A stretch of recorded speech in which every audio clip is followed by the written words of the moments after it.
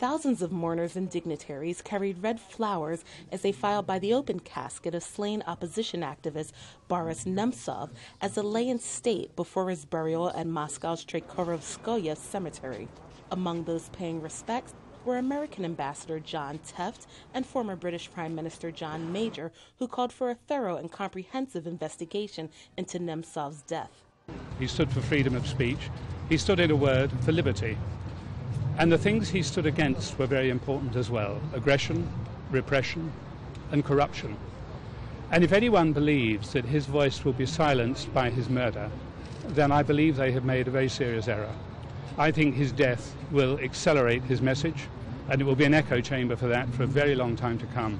Aides to Russian President Vladimir Putin have denied any involvement in the killing of Nemtsov, who was shot in the back 4 times late Friday, just steps from the Kremlin. The government has promised a full investigation into the murder, which many opposition activists said was in reprisal for his criticism.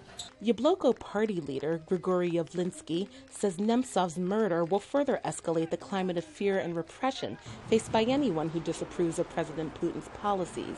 His death represents that there is no limits for those who want to destroy any other opinion in the country except the opinion of Kremlin.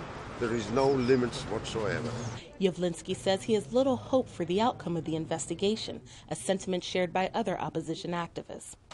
Authorities say they are looking into several possible motives for Nemtsov's slaying, including an attempt to destabilize the state, Islamic extremism, the Ukraine conflict, and his personal life. They have offered a reward of nearly $50,000 for any information about the case. Amanda Scott, VOA News, Washington.